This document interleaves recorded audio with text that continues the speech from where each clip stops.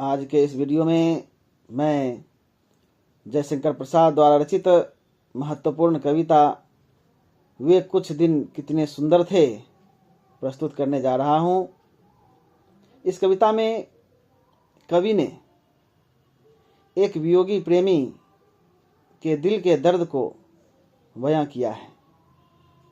कवि कहते हैं, वे कुछ दिन कितने सुंदर थे अर्थात बीती हुई बातें हैं। बीती हुई वह सुखद क्षण कवि को पीड़ित कर रहा है। वे कुछ दिन कितने सुंदर थे जब सावन घन सघन बरसते इन आंखों की छाया भर थे। सावन का महीना है, जो घन है अर्थात बादल है, वह घनघोर वर्षा कर रहा है और इस घनघोर वर्षा के समय प्रियतमा का जो सानिध्य था वह कवि को, वह प्रेमी को बहुत प्रभावित करता है। और उस कुछ जो अच्छे दिन थे, जो सुंदर सुखद दिन थे, उसके बीत जाने के बाद इनकी आंखों में लगातार आंसू रहते हैं, आंसू बरसते रहते हैं। कवि कहते हैं, जब सावन घन सघन बरसते इन आंखों की छाया भर थे। यानी अभी जो इस विरहावस्था में इनके आंखों से आंसू बह रहे हैं, मानो वह सावन का जो घनघोर बारिश थी वह भी मात्र इसकी छाया भर थे। अर्थात कवि उस विरहावस्था में बहुत ही पीड़ित हैं, दुखित हैं। आगे कवि कहते हैं, सुरधनु रंजित नव जल धर से भरे क्षितिज व्यापी अंबर से मिले चूमते जब सरिता के हरित कूल युग मधुर अधर थे। सुरधनु अर्थात इंद्रधनुष, सुरधनु रंजित नव जलधर थे। नव जलधर अर्थात नया नया बादल, यानी जो नया बादल है वह इंद्रधनुष की छटा से पूरी तरह से आकर्षक बन पड़ा है। भरे क्षितिज व्यापी अंबर से, वह जो इंद्रधनुष की छटा है वह जब नए नए बादल पर पड़ता है तो वह संपूर्ण अंबर को, संपूर्ण आकाश को आच्छादित कर लेता है और यह आच्छादन मनमोहक प्रतीत होता है। मिले चूमते जब सरिता के हरित कूल युग मधुर अधर थे। और जब नदी का करित, सरिता अर्थात नदी, नदी का कूल अर्थात किनारा, दोनों किनारा हरियाली से युक्त था, क्योंकि सावन के महीने में हरियाली चारों तरफ छा जाती है। तो कवि कहते हैं कि नदी का दोनों किनारा जब हरितमा से युक्त था तो वह लगता था जैसे कि यह इसकी जो दोनों किनारे हैं वे जैसे लगता था कि चूम रहे हैं, आकाश को चूम रहे हैं, चूमते से प्रतीत हो रहे हैं उस अंबर को, उस आकाश को।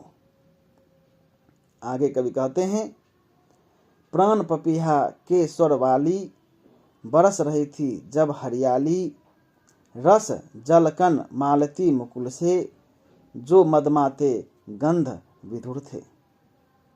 आगे कवि कहते हैं कि प्राण पपीहा के स्वर वाली बरस रही थी जब हरियाली, जब पूरी प्रकृति में उस सावन के महीने में हरियाली फैली हुई थी, चारों तरफ हरियाली थी, उस समय वह जो प्रेमिका है पपीहे की आवाज निकालती हुई पीयू कहाँ की आवाज बोलती सी प्रतीत होती है।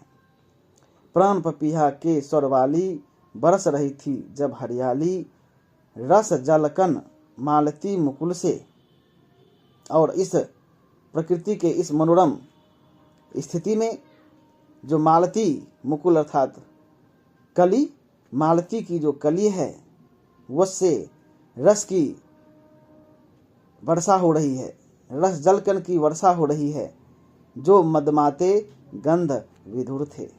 और इस गंध का पान, इस सुगंध का पान करना नायक के लिए मानो एक स्वप्न सा रह जाता है। आगे कवि कहते हैं, चित्र खींचती थी जब चपला, नील मेघ पट पर वह विरला, मेरी जीवन स्मृति के जिसमें खिल उठते वे रूप मधुर थे। कहते हैं चित्र खींचती थी जब चपला, चपला अर्थात बिजली। हम जानते हैं कि बरसात के समय आसमान में बिजली चमकती रहती है। तो कवि कह रहे हैं कि चित्र खींचती थी जब चपला, नील मेघ पट पर वह विरला। वह आसमान में जो मेघ उमड़ घुमड़ रहे थे, नीले आसमान में वह उमड़ता घुमड़ता मेघ और उसी बीच चमकती हुई बिजली लग रहा था, जैसे कि कवि के इस विरही हृदय को और विदारित कर देता है। आगे कहते हैं, मेरी जीवन स्मृति के जिसमें खिल उठते वे रूप मधुर थे।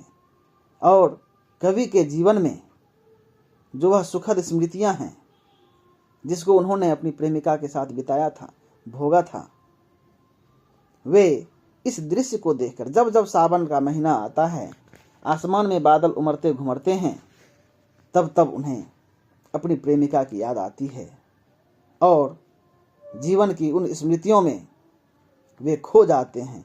खिल उठते हुए रूप मधुर थे।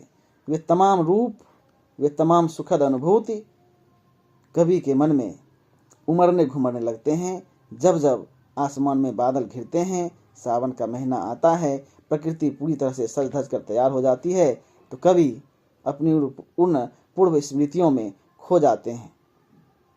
इस तरह हमने देखा कि इस कविता में कवि ने एक प्रेमी दिल की हुक को व्यक्त किया है। जो विरही होता है उस पर क्या बीतता है और कैसे प्राकृतिक सौंदर्य उसकी उस पीड़ा को और अधिक उद्बुद्ध कर उसे पीड़ित करता है, उसको कवि ने इस कविता में प्रस्तुत करने का सफल प्रयास किया है। तो चलिए, आज की यह कविता यहीं समाप्त होती है। यदि यह कविता अच्छी लगी हो तो आप निश्चित तौर पर मेरे चैनल को लाइक और सब्सक्राइब करेंगे ताकि आगे आने वाले जो भी वीडियोज़ हैं उसकी सूचना आपको मिलती रहे। धन्यवाद।